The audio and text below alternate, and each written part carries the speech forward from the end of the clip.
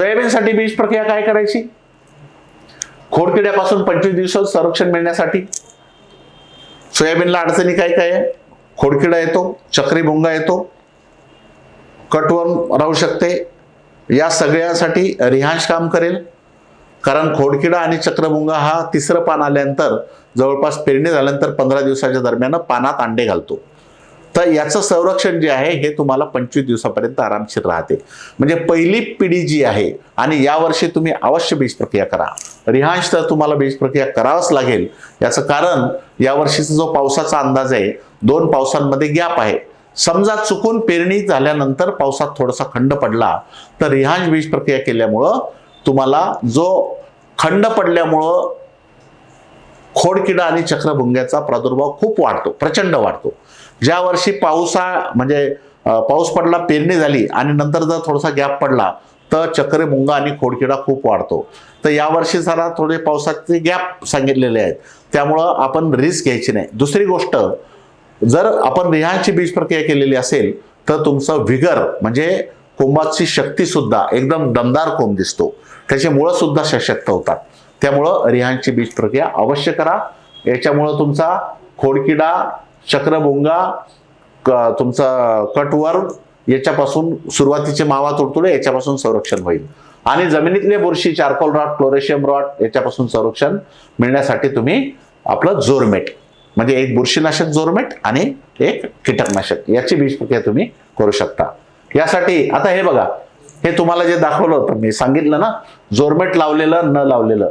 हे पहा, हे भिजलेलं बियाणं आहे आणि भिजलेलं असल्यामुळं हे जर्मिनेशन पेपरवर त्याला बुरशी आली आहे. सगळं हे आता याच्यातले 2-4 हजार, 4-5-6 हजार सोडले तर बाकी सगळे कोंब येऊन मरून जाणार. आणि याच लॉटला आपण जोरमेट लावलेलं आहे तर त्याची बुरशीला सगळं त्या जोरमेटनं कंट्रोल केलं. इतका मोठा फरक त्या बुरशीनाशकाचा पडतो, जोरमेटचा.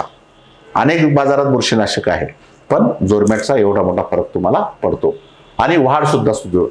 आता सोयाबीनला काय करायचं? रिहांश प्रति किलो 4, एका किलोला 4 मिली. 25 किलोची बॅग असेल तर 25 100 मिली. जोरमेट 3 milli, 75 milli. किंवा आपल्या बॅगमध्ये जे दिलेलं आहे ते कमी आहे पण तेवढं सुद्धा पुरेसं आहे. रायझर 5 मिली. आता किंवा पाणी किंवा रायझर. आता इथं मी पाण्याला पर्याय रायझर का दिला? खूप मोठा विषय आहे. आपण पाण्यात सुद्धा हे जोरमेट आणि रिहांश टाकू शकतो. पण जर तुम्ही रायझर तिथं वापरलं तर रायझरचं कामच काय आहे? मुळांची सुदृढ वाढ करणे. सुरुवातीला जर तुम्ही रायझर वापरलेला असेल, मुळांची सुदृढ वाढ झाली तर ताण पडला तरी ते पीक सहन करू शकते. ताण पडला तरी ते पीक सुकणार नाही. सुरुवातीचा मुळांची वाढ चांगली झाल्यामुळं जोमदार त्याची वाढ होईल, त्याचं काटक झाड तयार होईल, रोपटं त्याचं हे सुदृढ राहील. त्यामुळं आपण पाणी वापरणारच आहे ना 5 मिली, तर त्याच्याऐवजी तुम्ही जर बजेट असेल तर रायझर वापरू शकता. आणि बजेट नसेल तर पाण्यात जरी टाकलं तुम्ही, इथं रिहांश आणि जोरमेट जास्त महत्वाचं आहे. रायझर नाही वापरलं तर तुम्ही पाणी पण वापरू शकता, पण सुदृढ वाढ जर पाहिजे असेल तर रायझर तुम्ही तिथं वापरावं. त्यामुळं हे रायझर, रिहांश आणि जोरमेट ही सोयाबीनला बीज प्रक्रिया आपण नक्की करावी. बुस्टर बियाणं घेतलं तर तुमचं जोरमेट घ्यायची गरज नाही, रायझर आणि हे तुमचं रिहांश घेऊ शकता. काही बॅगमध्ये आपल्याला जोरमेट मिळायला उशीर झाला, त्यामुळे काही बॅगमध्ये थायरमच टाकलेलं आहे. मग अशा बॅगमध्ये थायरम जर निघालं तर मग तुम्ही जोरमेट घेऊन ते लावू शकता. तर ही झाली सोयाबीनची बीज प्रक्रिया. यावर्षी न चुकता सोयाबीनला बीज प्रक्रिया करा, न चुकता. दरवर्षी मी एवढ्या आग्रहाने सांगत नाही, पण यावर्षी मी फार आग्रही आहे. कारण गॅप जर पडला तर खोडकिडी, चक्रभुंग्याचा अटॅक वाढतो. गॅप जर पडला तर मर लागते. गॅप जर पडला तर वाढ सुदृढ होत नाही. या सगळ्या गोष्टी टाळण्यासाठी सोयाबीनला बीज प्रक्रिया अत्यंत महत्वाची आहे. आता बीज प्रक्रियेचा खर्च, तुम्ही बरेच बाजारात काही कीटकनाशक वगैरे आहेत, मी नाव न्यायला लावलं पाहिजे पण तरी तुम्हाला समजण्यासाठी लिहितो. रिहांशचा तुम्हाला 25 किलो बॅगला फक्त 150 रुपये खर्च येईल. 25 किलो बॅगला रिहांशचा 150 रुपये खर्च येईल. तेच तुम्ही बाजारातलं दुसरं जर कीटकनाशक घेतलं तर जवळपास 200 रुपयापेक्षा जास्त, आणि याच्या इतकं पॉवरफुलही नाही. दुसरं तिसरं जर घेतलं तर 258 रुपयापेक्षा जास्त, आणि रिहांश इतकं प्रभावी नाही. त्यामुळं सगळ्यात बेस्ट रिहांश का म्हणतो मी, की इतरांपेक्षा किंमत सुद्धा कमी आहे, पार्टिकल साईज छोटी आहे इतरांपेक्षा, घट्टपणा आणि चिकटपणा चांगला आहे. त्यामुळं सगळ्यात बेस्ट कोणतं आहे? रिहांश. बुरशीनाशकामध्ये हे जर बुरशीनाशक घेतलं तर 424 रुपये. हे तुम्ही याला लावा, कशाला, तुमच्या चण्याला लावा, हरकत नाही. सोयाबीनला लावायची गरज नाही. सोयाबीनला सगळ्यात बेस्ट काय आहे, जोरमेट. फक्त 200 रुपये, किंवा आता तर तुमचा तोही खर्च तो वाचून जाणार. त्यासाठी बुरशीनाशकामध्ये जोरमेट आणि कीटकनाशकामध्ये रिहांश.